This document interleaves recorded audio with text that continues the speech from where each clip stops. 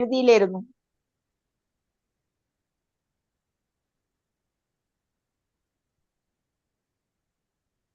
മാതാജി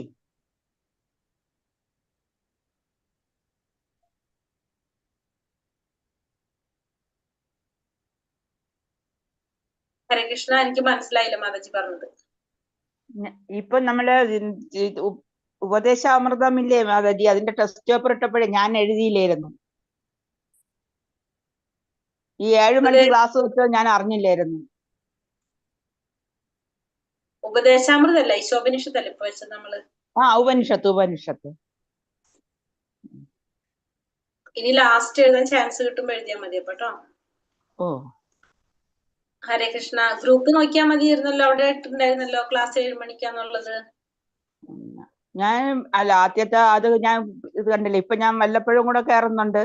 അത് ഞാൻ നോട്ട് എഴുതി എടുക്കുന്നുണ്ട്. ഓക്കെ മാതാജി, ശരി കേട്ടോ. ഹരേ കൃഷ്ണ. ഓം നമോ ഭഗവതേ വാസുദേവായ. ഓം നമോ ഭഗവതേ വാസുദേവായ. ഓം നമോ ഭഗവതേ വാസുദേവായ. ഓം അജ്ഞാനതിമിരാന്തസ്യ ജ്ഞാനാഞ്ജനാശലാകയ ചക്ഷുരുന്മീലിതം യേന തസ്മൈ ശ്രീ ഗുരവേ നമഃ. നമോ വിഷ്ണുപാദായ കൃഷ്ണപ്രേഷ്ഠായ ഭൂതലേ ശ്രീമതേ ഭക്തിവേദാന്ത സ്വാമിനിധി നാമിനേ. നമസ്തേ സാരസ്വതേ ദേവേ ഗൗരവാണി പ്രചാരിണേ നിർവിശേഷ ശൂന്യവാദി പാശ്ചാത്യദേശതാരിണേ. जय श्री कृष्ण चैतन्य प्रभु नित्यानंद श्री अद्वैत गदाधर श्रीवासादि गौर भक्त वृंद. हरे कृष्ण कृष्ण कृष्ण हरे हरे, हरे राम राम राम हरे हरे. हरे कृष्ण. ശ്രീ ശ്രീ രാധാ ഗോവിന്ദ് ടെമ്പിൾ ഇസ്കോൺ മാംഗ്ലൂരിന്റെ ഈശോപനിഷത്ത് ക്ലാസ്സിലേക്ക് എല്ലാവർക്കും സ്വാഗതം. ഹരേ കൃഷ്ണ. എല്ലാവർക്കും പ്രണാമം. അപ്പൊ നമ്മള് ഈശോപനിഷത്തിന്റെ ലാസ്റ്റ് മന്ത്രത്തിലേക്ക് കടക്കാണ്. 17, 18 മന്ത്രം. അപ്പൊ ഇതില് നമ്മൾ പറഞ്ഞു സ്വയംഭൂ മനുവിന്റെ പ്രാർത്ഥനയാണ്. ലാസ്റ്റത്തെ 4 മന്ത്രം നമ്മൾ പറഞ്ഞു സ്വയംഭൂ മനുവിന്റെ പ്രാർത്ഥനയാണെന്ന് പറഞ്ഞു അല്ലെ. അപ്പൊ സ്വയംഭൂ മനു ആരോടെ പ്രാർത്ഥിക്കുന്നത്? യജ്ഞാവതാരത്തോട്, ഭഗവാന്റെ യജ്ഞാവതാരത്തോടുള്ള പ്രാർത്ഥനയാണ് പറയുന്നത്. അപ്പൊ നമ്മള് ലാസ്റ്റത്തെ 2 മന്ത്രം മുന്നിൽ പഠിച്ച് നമ്മൾ 2 മന്ത്രം 15ഉം 16ഉം അല്ലെ നമ്മൾ പഠിച്ചത്. അതിൽ നമ്മൾ പറഞ്ഞു ഏതൊക്കെയാണ് പ്രാർത്ഥന വന്നത്. ഒന്ന്, ഭഗവാന്റെ മുഖം, ആ ബ്രഹ്മജ്യോതി മാറ്റി ഭഗവാന്റെ മുഖം ദർശിക്കാനായിട്ട് സാധിക്കണമെന്ന് പറഞ്ഞിട്ട് പ്രാർത്ഥിക്കുന്നതായിരുന്നു. അടുത്ത പ്രാർത്ഥന വന്നത് ആ ബ്രഹ്മജ്യോതി മാറ്റി ഭഗവാന്റെ രൂപം ദർശിക്കാൻ സാധിക്കണമെന്ന് പറഞ്ഞ് പ്രാർത്ഥിക്കുന്നതായിരുന്നു അല്ലെ. 2 എണ്ണം. ഒന്ന് ഭഗവാന്റെ മുഖം കാണാനും പിന്നെ ഭഗവാന്റെ രൂപം കാണാനുള്ള പ്രാർത്ഥനയായിരുന്നു നമ്മൾ കണ്ടത്. ഇനി 17ഉം 18ഉം മരണസമയത്തുള്ള പ്രാർത്ഥനയാണ്. നമ്മുടെ മരണസമയത്തുള്ള പ്രാർത്ഥനയാണ് ഇതിൽ പറയുന്നത്. 17ഉം 18ഉം മന്ത്രത്തിൽ പറയുന്നത് മരണസമയത്ത് നമ്മള് ഭഗവാനെ കാണുന്ന പറയുന്നത്. അപ്പൊ ആ സമയത്തുള്ള നമ്മുടെ പ്രാർത്ഥനയാണ് ഇത് 17ഉം 18ഉം മന്ത്രത്തില് പറയുന്നത്. 17ാമത്തെ മന്ത്രത്തിൽ പറയുന്നത് നമ്മൾ ഭഗവാന് വേണ്ടി ചെയ്ത കാര്യങ്ങളൊക്കെ ഓർക്കണേന്നാണ് പ്രാർത്ഥിക്കുന്നത് ഭഗവാനോട്. 17ാമത്തെ മന്ത്രത്തില് ഭഗവാനോട് പറയുന്നത് നമ്മൾ മരണസമയത്ത് നമ്മൾ ഭഗവാനോട് പ്രാർത്ഥിക്കാണ്. നമ്മൾ ഭഗവാന് വേണ്ടി ചെയ്ത കൃത്യങ്ങൾ ഓർക്കാൻ വേണ്ടിയിട്ടുള്ള പ്രാർത്ഥനയാണ് ഇത് 17ാമത്തെ പ്രാർത്ഥന. 18ാമത്തെ പ്രാർത്ഥന പൂർവജന്മങ്ങളിൽ നമ്മൾ ചെയ്ത കൃത്യങ്ങളൊക്കെ ഭഗവാന് മാത്രമേ അറിയുള്ളൂ, നമുക്കൊന്നും അറിയില്ല, നമ്മളൊക്കെ മറന്നുപോയി അല്ലെ. അപ്പൊ പൂർവജന്മങ്ങളിൽ നമ്മൾ ചെയ്ത കാര്യങ്ങളൊക്കെ നമ്മൾ എന്തൊക്കെ പാപങ്ങൾ ചെയ്തിട്ടുണ്ടാവും അതൊക്കെ കളഞ്ഞിട്ട് നമ്മളെ ഭഗവാന്റെ അടുത്തേക്ക് എത്താനായിട്ടുള്ള പാത ശരിയാക്കി തരണേ എന്നുള്ള പ്രാർത്ഥനയാണ് എന്ത് 18ാമത്തെ. അപ്പൊ 17, 18 പ്രാർത്ഥന കുറച്ച് നമ്മൾ ആലോചിക്കേണ്ട പ്രാർത്ഥനയാണ്. 17ാമത്തെ പ്രാർത്ഥനയിൽ എന്താ പറയണത്? 18 ഇപ്പൊ നമ്മളെ കയ്യിൽ നിന്ന് പോയി, പൂർവ്വജന്മം കഴിഞ്ഞു നമ്മുടെ അല്ലെ. പക്ഷെ ഇപ്പൊ 17ാമത്തെ പ്രാർത്ഥന എന്താണ്? ഈ ജന്മത്തിൽ നമ്മൾ ചെയ്ത കൃത്യങ്ങൾ ഓർക്കാനാണ് പ്രാർത്ഥിക്കുന്നത്. ഇപ്പോഴും നമുക്ക് സമയമുണ്ട്. ചെയ്തില്ലെങ്കിൽ നമുക്ക് പ്രാർത്ഥിച്ച ഭഗവാൻ തിരിച്ചു വെക്കുന്നത് എന്താ ചെയ്തതെന്ന് അല്ലെ. അപ്പൊ നമ്മൾ എന്ത് വേണം? നമ്മൾ ചെയ്യണം എന്തെങ്കിലുമൊക്കെ. നമ്മള് ഭഗവാന് വേണ്ടിയിട്ട് നമ്മൾ ചെയ്യണം, ഭഗവത് സേവനം ചെയ്യണം. അപ്പോഴാണ് നമുക്ക് ഈ ഒരു പ്രാർത്ഥനയ്ക്ക് പ്രാർത്ഥിക്കാൻ പറ്റുള്ളൂ അല്ലെ. ഇങ്ങനൊരു പ്രാർത്ഥന നമുക്ക് വരും, എല്ലാവർക്കും ഏതെങ്കിലും ഒരു ദിവസം വരുമല്ലോ ഈ ഒരു പ്രാർത്ഥന. അപ്പൊ നമ്മള് ഭഗവാനോട് ആ സമയത്ത് പറയേണ്ടി വരും. അപ്പൊ നമ്മൾ എന്ത് വേണം? നമ്മൾ എന്തെങ്കിലുമൊക്കെ ചെയ്താലേ നമുക്കത് പറയാൻ പറ്റുള്ളൂ അല്ലെ. അപ്പൊ അതാണ് ഈ പ്രാർത്ഥന 17ാമത്തെ 18ാമത്തെ. ഇത് രണ്ടും മരണസമയത്തുള്ള പ്രാർത്ഥനയാണ്. നോക്കാം നമുക്ക്.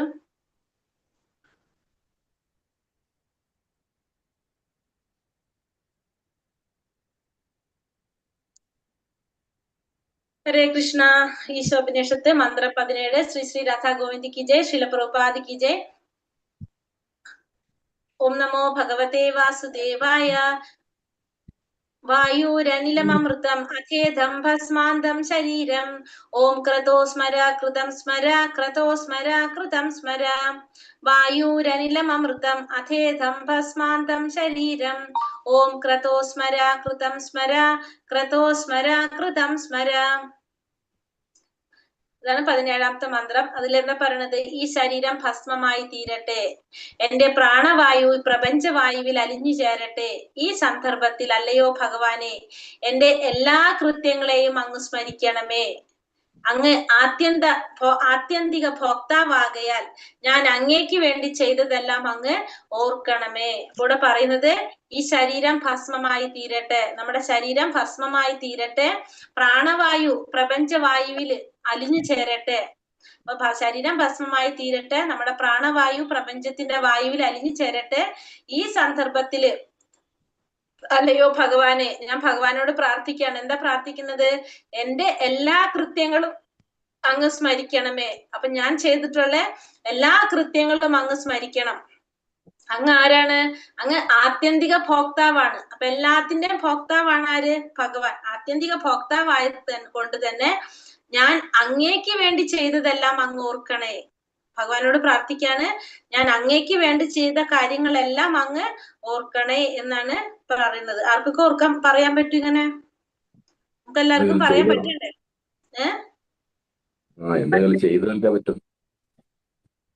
ചെയ്യേണ്ടി വരും നമ്മളല്ലേ? സേവനം. അതെ. അപ്പൊ നമ്മള് ഭഗവാനോട് പ്രാർത്ഥിക്കാണ്, എന്റെ ശരീരം ഭസ്മമായി തീരട്ടെ, പ്രാണവായു പ്രപഞ്ചവായുവിൽ അലിഞ്ഞു ചേരട്ടെ. ഈ സന്ദർഭത്തിൽ അല്ലയോ ഭഗവാനെ, ഞാൻ എന്റെ എല്ലാ കൃത്യങ്ങളും അങ്ങ് ഓർക്കണം. പിന്നെന്താണ്? അങ്ങ് ആരാണ്? ആത്യന്തിക ഭോക്താവാണ് അങ്ങ്. അതുകൊണ്ട് അങ്ങേക്ക് വേണ്ടി ചെയ്ത സേവനങ്ങളെല്ലാം, അങ്ങേക്ക് വേണ്ടി ചെയ്തതെല്ലാം അങ്ങ് ഓർക്കണേ എന്നാണ് ഈ 17ാമത്തെ മന്ത്രത്തില് പ്രാർത്ഥിക്കുന്നത്. മനസ്സിലായോ? ജീവികളുടെ ഇന്ദ്രിയ സന്ദർപ്പണ വാസനയ്ക്കനുസരിച്ച് പലതരം ദേഹങ്ങളെ സൃഷ്ടിക്കുന്നു. നമുക്കറിയാം, ഭഗവത്ഗീതയിലെ ശ്ലോകാണിത്. കഥാചിത് ഭൂത്വാ ഭവിതാവാന ഭൂയഃ അചോ നിത്യ ശാശ്വതോയം പുരാണോ നാഹന്യതേ ഹന്യമാനേ ശരീരേ. ആത്മാവിനൊരിക്കലും നാശമില്ല, ജനനമില്ല, അത് ഉണ്ടായിട്ടില്ല, ഉണ്ടാകുന്നില്ല, ഭാവിയിൽ ഉണ്ടാവുകയുമില്ല. അജനും നിത്യനും ശാശ്വതനും പ്രാചീനനുമാണത്. ശരീരം നശിക്കുന്നു, ശരീരം നശിക്കുമ്പോൾ ആത്മാവിന് മരണമില്ല.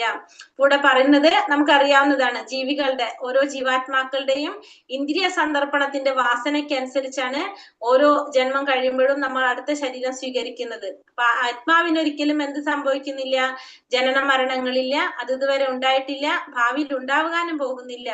അജനാണ്, നിത്യനാണ്, ശാശ്വതനാണ്, പ്രാചീനനാണ്. അത് ശരീരം മാത്രമേ നശിക്കുന്നുള്ളൂ, ആത്മാവിന് മരണമില്ല. അപ്പൊ ആത്മാവ് എന്ന് പറഞ്ഞാല് ഒരിക്കലും നശിക്കാത്തതാണ്.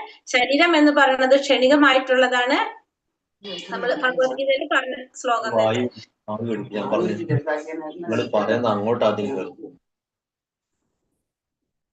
അടുത്തത്, ഈ പ്രക്രിയയിൽ ഏറ്റവും മികച്ച പൂർണ്ണതയിലെത്തണമെന്ന് ആഗ്രഹിക്കുന്നവൻ ഈ മന്ത്രത്തിൽ സൂചിപ്പിച്ചതുപോലെ ആദ്യമായി ഭൗതിക ശരീരം പൂർണ്ണമായി ഉപേക്ഷിക്കുക തന്നെ വേണം. എന്നാൽ അവന് പിന്നീട് ആത്മീയ മേഖലയിൽ പ്രവേശിച്ച് തികച്ചും വ്യത്യസ്തമായ ശരീരം, ഒരിക്കലും നാശമോ മാറ്റമോ ആവശ്യമില്ലാത്ത ആത്മീയ ശരീരം സ്വീകരിക്കുന്നു. അപ്പോൾ പറയുന്നത് ആ ജീവിതത്തിന്റെ പരിപൂർണത എന്ന് പറയുന്നത് എന്താണ്? ഭഗവാനെ പ്രാപിക്കാൻ സാധിക്കുക എന്നുള്ളതാണ് അല്ലെ? ഇപ്പൊ നമ്മൾ ആത്മാവിന്റെ പരിപൂർണത എന്ന് പറയുന്നത് അതിന്റെ മൂലസ്വരൂപത്തിലേക്ക് എത്താൻ സാധിക്കുക എന്നുള്ളതാണ്. അപ്പൊ നമുക്ക് ഈ പരിപൂർണതയിലേക്ക് എത്തണമെങ്കിൽ ആദ്യം തന്നെ നമ്മൾ എന്ത് വേണം? നമ്മുടെ ഭൗതിക ശരീരം ഉപേക്ഷിക്കണം. നമ്മൾ ഈ ഭൗതിക പ്രപഞ്ചത്തില്, ഈ ഭൗതിക പ്രകൃതിയിൽ വരുമ്പോഴാണ് നമുക്ക് ഈ പ്രകൃതിക്ക് അനുയോജ്യമായ ഒരു ശരീരം കിട്ടുന്നത്. അതാണ് നമ്മുടെ ഈ ഭൗതിക ശരീരം. ആത്മീയ ലോകത്തിലേക്ക് പോകണമെങ്കിൽ എന്താണ്? അവിടെ വേറെ ശരീരമാണ്. ആത്മീയ മേഖലയില്, ആത്മീയ ലോകത്തില് വ്യത്യസ്തമായിട്ടുള്ള ഒരു ആത്മീയ ശരീരമാണ് നമുക്ക് കിട്ടുന്നത്. അപ്പൊ അവിടേക്ക് വേറെയാണ്. ഈ ശരീരം കൊണ്ടല്ല അവിടെ പോകുന്നത് നമ്മള്. അപ്പൊ ഈ ശരീരം നമ്മള് ഈ ഭൗതിക പ്രകൃതിയിൽ ഇവിടെ നിൽക്കാൻ വേണ്ടിയിട്ട് നമുക്ക് കിട്ടുന്ന ഒരു താൽക്കാലിക ശരീരമാണ് ഈ ഭൗതിക ശരീരം.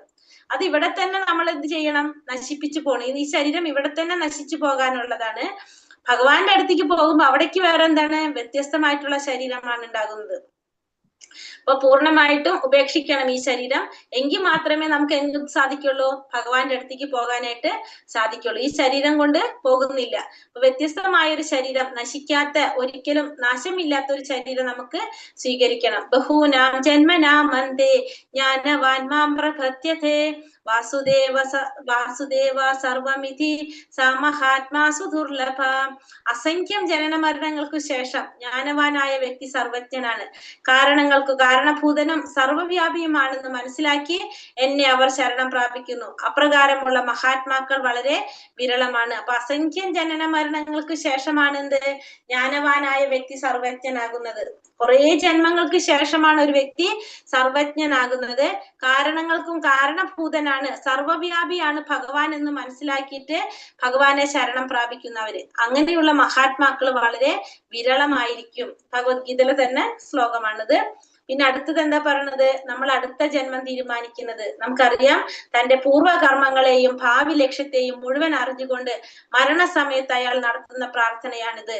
ഭൗതിക പ്രകൃതിക്ക് പൂർണ്ണമായും അടിമപ്പെട്ടവൻ ഭൗതിക ശരീരത്തോടു കൂടി ഇരുന്ന കാലത്ത് താൻ എന്തെല്ലാം ഹീനകർമ്മങ്ങൾ ചെയ്തിട്ടുണ്ടോ അവയെ സ്മരിക്കും. അപ്പോൾ മരണശേഷം അവന് മറ്റൊരു ഭൗതിക ശരീരം ലഭിക്കും. അപ്പൊ നമ്മള് ഈ ഭൗതിക പ്രകൃതിക്ക് അടിമപ്പെട്ട് നമ്മളിവിടെ ഈ ഭൗതിക ശരീരത്തോടു കൂടി ഇരിക്കുമ്പോൾ നമ്മൾ പലതരത്തിലുള്ള ഹീനകർമ്മങ്ങൾ ചെയ്തിട്ടുണ്ടെങ്കിൽ നമ്മൾ അതിനൊക്കെ നമ്മൾ ഓർക്കും.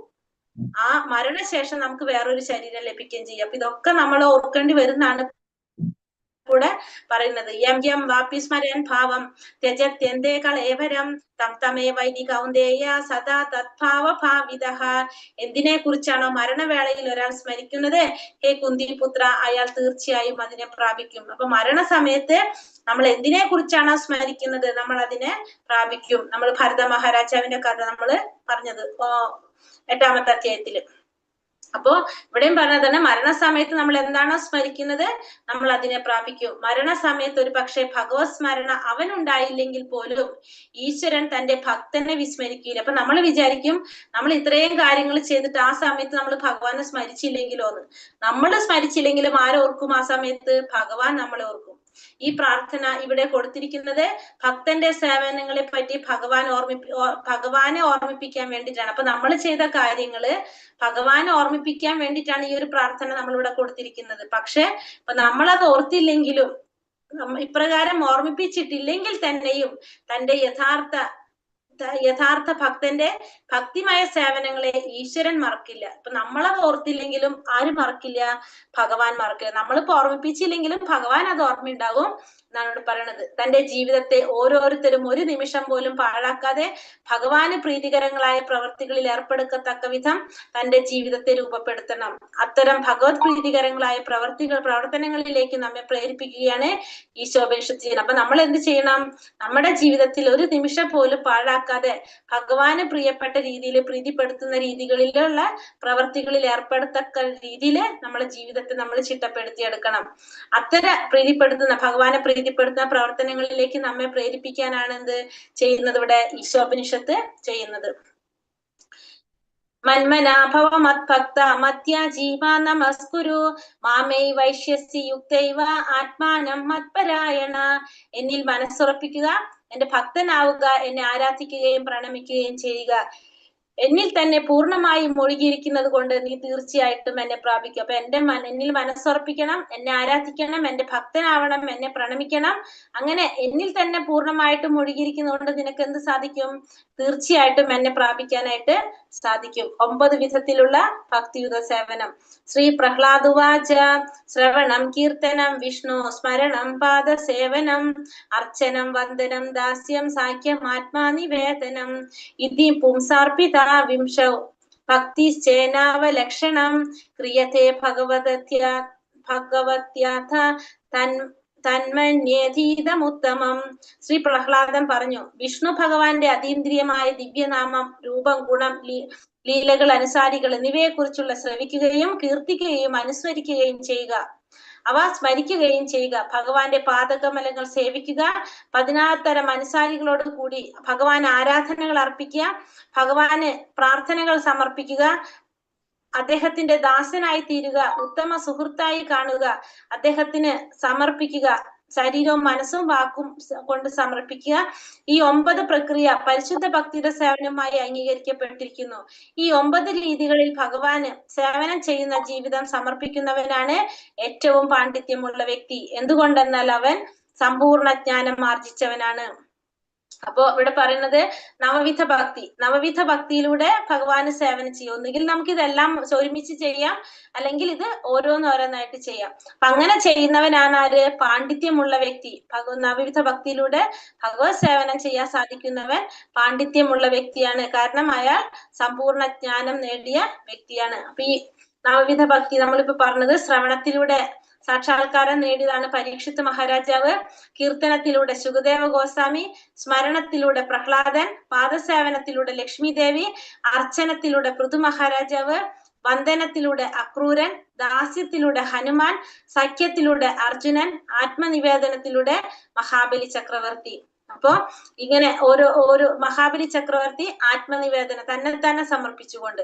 അപ്പൊ ഈ പറഞ്ഞ ഈ എല്ലാതും ഓരോരുത്തരും ഓരോന്ന് ചെയ്തതിനെ കുറിച്ചാണ്. ഇവര് ഈ ശ്രവണത്തിലൂടെയാണ് പരീക്ഷിത്ത് എന്ത് നേടിയത്? ആത്മസാക്ഷാത്കാരം നേടാനായിട്ട് സാധിച്ചത്. അപ്പൊ അതാണ് നമ്മളിവിടെ പറഞ്ഞത്. ഹരേ കൃഷ്ണ കൃഷ്ണ കൃഷ്ണ ഹരേ ഹരേ, ഹരേ രാമ രാമ രാമ ഹരേ ഹരേ, ഹരേ കൃഷ്ണ. അപ്പൊ നമ്മുടെ 17ാമത്തെ മന്ത്രത്തില് മെയിൻ ആയിട്ട് പറയുന്നത് എന്താണ്? നമ്മള് ഈ ജന്മത്തിൽ ചെയ്ത നമ്മളെ കൃത്യങ്ങളെല്ലാം ഓർക്കണമെന്ന് ഉള്ള ഭഗവാനോടുള്ള പ്രാർത്ഥനയാണ് 17ാമത്തെ മന്ത്രം. ഇനി 18ാമത്തെ മന്ത്രം കൂടി എടുക്കാം. മന്ത്രം 18. ഓം നമോ ഭഗവതേ വാസുദേവായ. ശ്രീ രാധാ ഗോവിന്ദ കി ജയ്, ശ്രീല പ്രഭുപാദ് കി ജയ്. മന്ത്രം 18. ആഗ്നേനയാ സുപതരായ അസ്മാൻ വിശ്വാനി ദേവാ വയുനാനി വിദ്വാൻ യോധ്യസ്മച്ചു പുരാണമേനോ ഭൂയിഷ്ടതേം നാമ ഉക്തിം വിധേമ. അഗ്നേനയാ സുപതാരായ അസ്മാൻ വിശ്വാനി ദേവാ വയുനാനി വിദ്വാൻ യോധ്യസ്മച്ചു പുരാണമേനോ ഭൂയിഷ്ഠാം തേ നാമ ഉക്തിം വിധേമ. അഗ്നേനയാ സുപുതാരായ അസ്മാൻ വിശ്വാനി ദേവാ വയുനാനി വിദ്വാൻ യോധ്യസ്മച്ചു പുരാണമേനോ ഭൂയിഷ്ഠതാം തേ നാമ ഉക്തിം വിധേമ. വിവർത്തനം എന്താ പറയുന്നത് ഇവിടെ? അഗ്നിയെ പോലെ തേജസ്വിയായ സർവേശ്വര. ഇവിടെ ഭഗവാനെ എന്തിനോടാണ് ഉപമിച്ചിരിക്കുന്നത്? അഗ്നിയോടാണ് ഭഗവാനെ പറയുന്നത്. അഗ്നിയെ പോലെയാണ് ഭഗവാൻ എന്നാ പറയുന്നത്. എന്തുകൊണ്ടാണ് ഭഗവാനെ അഗ്നിയായിട്ട് പറയുന്നത്? അഗ്നി എന്ന് പറഞ്ഞ അഗ്നിയുടെ പ്രത്യേകത എന്താണ്? അഗ്നിക്ക് എല്ലാറ്റിനെയും ചുട്ടരിച്ച് ചാമ്പലാക്കാനുള്ള കഴിവുണ്ട്. എല്ലാറ്റിനെയും ചുട്ടരിച്ച് ചാമ്പലാക്കാനുള്ള കഴിവ് ആർക്കുണ്ട്? അഗ്നിക്കുണ്ട്. അതേപോലെ തന്നെ ഭഗവാൻ എന്ത് സാധിക്കും? നമ്മുടെ എല്ലാ പാപങ്ങളെയും ചുട്ടരിച്ച് കളയാനായിട്ട് ആർക്ക് സാധിക്കും? ഭഗവാന് സാധിക്കും. സർവേശ്വരനായ ഭഗവാന് നമ്മുടെ എല്ലാ പാപങ്ങളെയും ചുട്ടരിച്ച് കളയാനായിട്ട് സാധിക്കുന്നത് കൊണ്ടാണ് ഭഗവാൻ ഇവിടെ അഗ്നിയോട് ഉപമിച്ചിരിക്കുന്നത്. അപ്പൊ അഗ്നിയെ പോലെ തേജസ്വിയായ സർവേശ്വര, സർവശക്ത, ഞാൻ ഇപ്പോൾ നമസ്കാര വചനങ്ങൾ കൊണ്ട് അങ്ങേക്ക് കാൽക്കൽ സാഷ്ടാംഗം വീഴുന്നു. അപ്പൊ അങ്ങേക്ക് ഞാനിപ്പോ എന്ത് ചെയ്യാണ്? നമസ്കാര വചനങ്ങൾ കൊണ്ട് അങ്ങേക്ക് കാൽക്കൽ സാഷ്ടാംഗം വീഴാണ് ഞാൻ. എന്താണ്? ഭഗവാനെ അങ്ങയെ പ്രാപിക്കുന്നതിന് തക്കവണ്ണം ശരിയായ മാർഗത്തിൽ എന്നെ നയിച്ചാലും. അപ്പോ ഞാൻ അങ്ങയുടെ മുന്നില് സാഷ്ടാംഗം വീഴാണ്. അങ്ങയെ പ്രാപിക്കുന്നതിന് തക്കവണ്ണം ശരിയായ മാർഗത്തിൽ എന്നെ നയിച്ചാലും. എന്തുകൊണ്ടാണ്? കഴിഞ്ഞ കാലങ്ങളിൽ ഞാൻ എന്തെല്ലാമാണ് ചെയ്തിട്ടുള്ളതെന്ന് നല്ലതുപോലെ അറിയുന്ന അങ്ങ്, അതായത് നമ്മുടെ കഴിഞ്ഞ കാലങ്ങൾ പൂർവ്വജന്മങ്ങളിൽ എന്തെല്ലാമാണ് ചെയ്തിട്ടുള്ളതെന്ന് നല്ലതുപോലെ അറിയുന്ന അങ്ങ് എന്നെ പൂർവ്വ പാപകർമ്മങ്ങളിൽ നിന്നും മോചിപ്പിച്ചാലും എന്റെ പുരോഗതിയിൽ തടസ്സങ്ങൾ ഉണ്ടാകാതിരിക്കട്ടെ. അപ്പൊ ഭഗവാനോട് പ്രാർത്ഥിക്കാണ്, കഴിഞ്ഞ കാലങ്ങളിൽ ഞാൻ എന്തെല്ലാമാണോ ചെയ്തിട്ടുള്ളതെന്ന് നല്ല പോലെ അറിയുന്ന അങ്ങ് എന്റെ പൂർവ്വ പാപ കർമ്മങ്ങളുടെ ഫലങ്ങളിൽ നിന്നും എന്നെ മോചിപ്പിച്ച് എന്റെ പുരോഗതിയിൽ തടസ്സങ്ങൾ ഉണ്ടാകാതിരിക്കണം എന്നാണ് പ്രാർത്ഥിക്കുന്നത്. അപ്പൊ ഭഗവാനോട് പ്രാർത്ഥിക്കുകയാണ്, ഞാൻ അങ്ങയുടെ കാൽക്കൽ സാഷ്ടാംഗം വീഴുന്നു. ഭഗവാനെ അങ്ങയെ പ്രാപിക്കാൻ തക്കവണ്ണം ശരിയായ മാർഗത്തിൽ എന്നെ നയിച്ചാലും കഴിഞ്ഞ കാലങ്ങളിൽ എന്തെല്ലാമാണ് ഞാൻ ചെയ്തിട്ടുള്ളതെന്ന് നന്നായി അറിയുന്ന അങ്ങ് എന്റെ പൂർവ്വ പാപ കർമ്മങ്ങളിൽ നിന്ന് മോചിപ്പിച്ചാലും എന്റെ പുരോഗതിയിൽ തടസ്സങ്ങൾ ഉണ്ടാകാതിരിക്കട്ടെ എന്നാണ് ഇവിടെ ആര് പ്രാർത്ഥിക്കുന്നത്? ഭഗവാനോട് പ്രാർത്ഥിക്കുന്നത്. അപ്പൊ ഇവിടെ എന്താ പറഞ്ഞത്? അങ്ങ് സാഷ്ടാംഗ വീഴാണ്. അങ്ങനെ ഭഗവാനെ പ്രാപിക്കുന്ന തക്കവണ്ണം ശരിയായ മാർഗത്തിൽ എന്നെ നയിച്ചാലും കഴിഞ്ഞ കാലങ്ങളിൽ ഞാൻ എന്തെല്ലാമാണ് ചെയ്തിട്ടുള്ളതെന്ന് നല്ലതുപോലെ അറിയുന്ന അങ്ങ് എന്നെ പൂർവ്വ പാപ കർമ്മങ്ങളിൽ നിന്നും മോചിപ്പിച്ചാലും എന്റെ പുരോഗതിയിൽ തടസ്സങ്ങൾ ഉണ്ടാകാതിരിക്കട്ടെ എന്നാണ് ഇവിടെ പ്രാർത്ഥിക്കുന്നത്. പരമദിവ്യോത്തമ പുരുഷനായ ഭഗവാന്റെ അകാരണ കാരുണ്യത്തിന് വേണ്ടി പ്രാർത്ഥിച്ചും ആത്മാർപ്പണം ചെയ്തും ഭക്തന് പരിപൂർണമായ ആത്മസാക്ഷാത്കാരത്തിന്റെ മാർഗത്തിൽ പുരോഗതി നേടാവുന്നതാണ്. അപ്പൊ പരമപുരുഷനായ ഭഗവാന്റെ അകാരണ കാരുണ്യത്തിന് വേണ്ടി പ്രാർത്ഥിക്കുക. പിന്നെ ഭഗവാന് ആത്മാർപ്പണം ചെയ്തുകൊണ്ടും ഭക്തൻ എന്ത് സാധിക്കും? പരിപൂർണമായ ആത്മസാക്ഷാത്കാരത്തിന്റെ മാർഗത്തില് പുരോഗതി നേടാനായിട്ട് സാധിക്കും. എങ്ങനെ ചെയ്തുകൊണ്ട്? ഭഗവാന്റെ കാരുണ്യത്തിന് പ്രാർത്ഥിച്ചുകൊണ്ടും ആത്മാർപ്പണം ചെയ്തും ഭക്തന് എന്ത് സാധിക്കും? പരിപൂർണമായ ആത്മസാക്ഷാത്കാരത്തിന്റെ മാർഗത്തിൽ പുരോഗതി നേടാൻ സാധിക്കും. ആത്മാർപ്പണം ചെയ്യുന്ന ഭക്തന്റെ പാപങ്ങളടക്കം എല്ലാറ്റിനെയും ചുട്ടരിച്ചു കളയാൻ ചാമ്പലാക്കുന്നതിനുള്ള കഴിവുള്ളത് കൊണ്ട് സർവേശ്വരനായ ഭഗവാനെ അഗ്നി എന്ന് അഭിസംബോധന ചെയ്യുന്നു. അപ്പോൾ ഇവിടെ ഭഗവാനെ അഗ്നി എന്നാണ് അഭിസംബോധന ചെയ്യുന്നത്. അതിന്റെ കാരണം എന്താണ്? ഭക്തന്റെ പാപങ്ങളടക്കം എല്ലാറ്റിനെയും ചുട്ടരിച്ച് ചാമ്പലാക്കാനുള്ള കഴിവുള്ളത് കൊണ്ട്. അപ്പൊ ഭക്തന്റെ പാപങ്ങളടക്കം എല്ലാം ചുട്ടരിച്ച് കളയാനായിട്ട് കഴിവുള്ളത് കൊണ്ടാണ് ഭഗവാൻ ഇവിടെ അഗ്നി എന്ന് അഭിസംബോധന ചെയ്യുന്നത്. ഒരു യഥാർത്ഥ ഭക്തൻ ബ്രാഹ്മണ കുലത്തിലല്ല ജന്മം എടുത്തിട്ടുള്ളതെങ്കിൽ തന്നെയും അയാൾക്ക് യാഗാദികൾ ചെയ്യുന്നതിനുള്ള അധികാരമുള്ള ഒരു ബ്രാഹ്മണന്റെ യോഗ്യതകൾ താനെ ലഭിക്കും. ഒരു ബ്രാഹ്മണന്റെ കുലത്തിൽ ഒരു ഭക്തൻ ജനിച്ചിട്ടില്ല എന്ന് വിചാരിച്ചാലും ആ ഭക്തൻ എന്ത് സാധിക്കും? യാഗകർമ്മങ്ങൾ ചെയ്യാനുള്ള യോഗ്യത തന്നെത്താനെ ലഭിക്കും. എങ്ങനെയാണ്? അതാണ് ഭഗവാന്റെ ശക്തി. അദ്ദേഹത്തിന് അവനവൻ ചെയ്യുന്ന ഉപാസനയുടെ ശക്തിക്കനുസരിച്ച് ബ്രാഹ്മണ കുലജാതൻ എന്ന നീചനായ ശൊപ്പജനെ ബ്രാഹ്മണനേക്കാൾ യോഗ്യത ഉള്ളവനാക്കി ഉയർത്താൻ സാധിക്കും. അപ്പൊ ഭഗവത് സേവനം ചെയ്യുന്ന ഒരു വ്യക്തിയെ എന്ത് സാധിക്കും? ഒരു ഭഗവാൻ എന്ത് സാധിക്കുന്ന പറയണത്? ഒരു ശൊഭജനായാലും നായെ ഭക്ഷിക്കുന്നവനായാൽ പോലും ആ വ്യക്തിക്ക് ബ്രാഹ്മണന്റെ യോഗ്യതയുള്ളവനാക്കി ഉയർത്താനായിട്ട് ഭഗവാന് സാധിക്കും. ഭഗവാന് ചെയ്യാനായിട്ട് സാധിക്കും. എങ്ങനെയാണെങ്കിൽ ബ്രാഹ്മണ കുലത്തിൽ അല്ലെങ്കിൽ പോലും ആ യോഗ്യതകൾ ഉണ്ടെങ്കിൽ അതിലേക്ക് ഉയർത്താനായിട്ട് ഭഗവാന് സാധിക്കും. സർവധർമാൻ പരിത്യജ്യ മാമേകം ശരണം വ്രജ അഹം ത്വം സർവ പാപേഭ്യോ മോക്ഷയിഷ്യാമി മാം ശുചഃ. സർവധർമ്മങ്ങളെയും പരിത്യജിച്ച് എന്നിൽ ശരണം പ്രാപിക്കുക, ഞാൻ നിന്നെ സകല പാപ പ്രതികരണങ്ങളിൽ നിന്നും മോചിപ്പിക്കാൻ ഭയപ്പെടേണ്ട. അപ്പോ ഭഗവാൻ പറയുന്നതാണ് ഭഗവത്ഗീതയില്, സർവധർമ്മങ്ങളെയും പരിത്യജിച്ചുകൊണ്ട് എന്നെ ശരണം തേടിക്കഴിഞ്ഞാൽ ഞാൻ നിന്നെ സകല പാപ പ്രതികരണങ്ങളിൽ നിന്നും മോചിപ്പിക്കാം, ഭയപ്പെടേണ്ട എന്നാണ് ഭഗവാൻ പറയുന്നത്. രാഗദ്വേഷ വിമുക്തൈസ്തു വിഷയാനീന്ദ്രിയൈശ്വര്യൻ ആത്മവശ്യർവിധേയാത്മാ പ്രസാദമതിഗച്ഛതി. രാഗദ്വേഷങ്ങളിൽ നിന്ന് വിമുക്തനായി സ്വാതന്ത്ര്യത്തിന് വേണ്ടിയുള്ള നിബന്ധനകൾ വഴി ഇന്ദ്രിയങ്ങളെ നിയന്ത്രിക്കുന്ന ഒരു വ്യക്തിക്ക് ഭഗവാന്റെ പൂർണ്ണ കാരുണ്യം ലഭ്യമാകും. അപ്പൊ രാഗദ്വേഷങ്ങളിൽ നിന്ന് വിമുക്തനായിട്ട് സ്വാതന്ത്ര്യത്തിന് വേണ്ടിയിട്ടുള്ള നിബന്ധനകൾ വഴിയിട്ട് ഇന്ദ്രിയങ്ങളെ നിയന്ത്രിക്കുന്ന ഒരു വ്യക്തിക്ക് എന്ത് സാധിക്കും? ഭഗവാന്റെ പൂർണ്ണ കാരുണ്യം ഉണ്ടാവും. അപ്പൊ രാഗദ്വേഷങ്ങളിൽ നിന്ന് നമുക്ക് വിമുക്തനായിട്ട് സ്വാതന്ത്ര്യത്തിന് വേണ്ടിയിട്ടുള്ള നിബന്ധനകൾ വഴി ഇന്ദ്രിയങ്ങളെ നിയന്ത്രിക്കുന്ന ഒരു വ്യക്തിക്ക് എന്ത് സാധിക്കും? അത് നമ്മുടെ ഇഷ്ടാനിഷ്ടങ്ങളൊന്നും ഇല്ല, എല്ലാതും എന്താണ്? ഇന്ദ്രിയങ്ങളെ നിയന്ത്രിക്കുന്ന ഒരു വ്യക്തി, നമ്മുടേതായിട്ടുള്ള ഇഷ്ടങ്ങളൊന്നുമില്ല. അങ്ങനെയുള്ള ഒരു വ്യക്തിക്ക് ഭഗവത്ഗീതയിൽ തന്നെ പറഞ്ഞ ശ്ലോകമാണ്, നമുക്കറിയാം. പിന്നെ പറയണത്, ഈ മന്ത്രത്തിൽ ഭക്തൻ ഭഗവാനോട് തന്റെ ഹൃദയത്തിൽ ഇരുന്നു കൊണ്ട് തന്റെ തെറ്റുകൾ തിരുത്തി തരാൻ പ്രാർത്ഥിക്കുകയാണ്. അപ്പൊ ഭഗവാനോട് എന്തുകൂടി പ്രാർത്ഥിക്കുന്നുണ്ട് ഒരു ഭക്തൻ? തന്റെ ഹൃദയത്തിൽ ഇരിക്കുന്ന ഭഗവാനോട് പറയാണ് തന്റെ തെറ്റുകൾ തിരുത്തി തരാനായിട്ട്. ഈശ്വരനിൽ സർവ്വതും അർപ്പിക്കുന്നത് കൊണ്ടും ഈശ്വരന്റെ നിർദ്ദേശങ്ങൾ അനുസരിച്ച് ജീവിക്കുന്നത് കൊണ്ടും മാത്രം എല്ലാ പ്രശ്നങ്ങൾക്കും പരിഹൃതങ്ങളായി തീരുന്നു. അപ്പൊ നമുക്ക് നമ്മുടെ എല്ലാ പ്രശ്നങ്ങൾക്കും പരിഹാരം എങ്ങനെ സാധിക്കും? ഒന്ന്, ഈശ്വരന് സർവ്വതും അർപ്പിക്കുക, പിന്നെ ഭഗവാന്റെ നിർദ്ദേശങ്ങൾ അനുസരിച്ച് നടക്കുക, ജീവിക്കുക. ഒന്ന്, ഭഗവാൻ എല്ലാം സമർപ്പിക്കുക, സർവ്വതും ഭഗവാന് സമർപ്പിക്കുന്നത് കൊണ്ടും ഭഗവാന്റെ ഹിതം അനുസരിച്ച് നമ്മൾ ജീവിക്കുന്നത് കൊണ്ടും നമുക്ക് എന്ത് സാധിക്കും? നമ്മുടെ എല്ലാ പ്രശ്നങ്ങൾക്കും പരിഹാരം ഉണ്ടാക്കാനായിട്ട് സാധിക്കും. അപ്പൊ രണ്ട് രീതിയിലാണ് ഭഗവാൻ നമുക്ക് മാർഗനിർദ്ദേശം നൽകുന്നത്. ഒന്ന്, ഋഷികളും വേദങ്ങളും ആത്മീയ ഗുരുക്കന്മാരും മുഖേന. അപ്പൊ ഒന്നാമത്തെ രീതി എങ്ങനെയാണ്? ഋഷികളിലൂടെ, ഗുരുക്കന്മാരിലൂടെ, ശാസ്ത്രങ്ങളിലൂടെ, വേദങ്ങളിലൂടെയൊക്കെയാണ് നമുക്ക് ഭഗവാൻ എന്ത് നൽകുന്നത്? മാർഗനിർദ്ദേശം നൽകുന്നത്. രണ്ടാമത്തെ രീതി ഭക്തന്റെ ഹൃദയത്തിൽ ഇരുന്നു കൊണ്ട് നേരിട്ട് നമുക്ക് നൽകും. നമ്മുടെ ഉള്ളില് ഭഗവാൻ ആരുണ്ട്? ഉപദേഷ്ടാവായിട്ട് നമ്മുടെ ഉള്ളില് പരമാത്മാവായിട്ട് ഭഗവാൻ ഇരിക്കുന്നുണ്ട്. അങ്ങനെ ആ പരമാത്മാവായിട്ടിരിക്കുന്ന ഭഗവാൻ നമുക്ക് നേരിട്ട് നിർദ്ദേശങ്ങൾ നൽകുന്നതാണ് രണ്ടാമത്തെ രീതി. അപ്പൊ 2 രീതിയിലാണ് ഭഗവാൻ നമുക്ക് മാർഗനിർദ്ദേശം നൽകുന്നത്. ഒരു ഭക്തൻ ഇപ്രകാരം വേദജ്ഞാനിയായി തീരും, എല്ലാ വിധത്തിലും സംരക്ഷിക്കപ്പെടുകയും ചെയ്യും. വേദവിജ്ഞാനം നിരതിശയമാണ്. സാമാന്യമായ അധ്യയന സമ്പ്രദായത്തിലൂടെ അത് ലഭ്യമാക്കാൻ സാധ്യമല്ല. ഭഗവത് കൃപ കൊണ്ടും ഗുരുവിന്റെ അനുഗ്രഹം കൊണ്ടും മാത്രമേ വേദമന്ത്രങ്ങൾ മനസ്സിലാക്കാൻ സാധിക്കൂ. അപ്പൊ ഭഗവാന്റെ അനുഗ്രഹം കൊണ്ടും ഗുരുവിന്റെ അനുഗ്രഹവും ഭഗവാന്റെ കാരുണ്യം ഉണ്ടെങ്കിലാണ് നമുക്ക് എന്ത് സാധിക്കുന്നത്? വേദമന്ത്രങ്ങൾ മനസ്സിലാക്കാനായിട്ട് സാധിക്കുള്ളൂ. അല്ലാത്തവർക്ക് എന്ത് സാധിക്കില്ല? ഇതൊന്നും മനസ്സിലാക്കാനായിട്ട് സാധിക്കില്ല.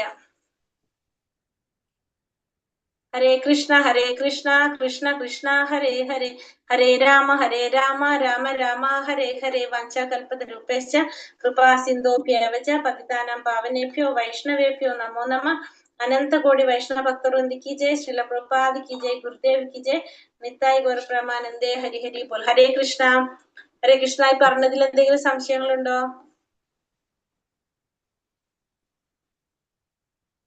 അപ്പൊ എക്സാം എങ്ങനെയാണ് മാതാജി ഇടുന്നത്? ഇതെല്ലാം ഒത്താണോ 2 പാർട്ടായിട്ടാണോ? കുറെ ഉണ്ട്. അത് പ്രശ്നം കുറെ ഉണ്ട് തോന്നുന്നു അല്ലെ? അതെ, നോക്കാം. നമുക്കിപ്പോ ക്വസ്റ്റ്യൻസ് നോക്കാനില്ല നമ്മുടെ? ഉണ്ട് മാതാജി. ക്വസ്റ്റ്യൻ ഉണ്ട്. 15ഉം 16ഉം ഉണ്ട്.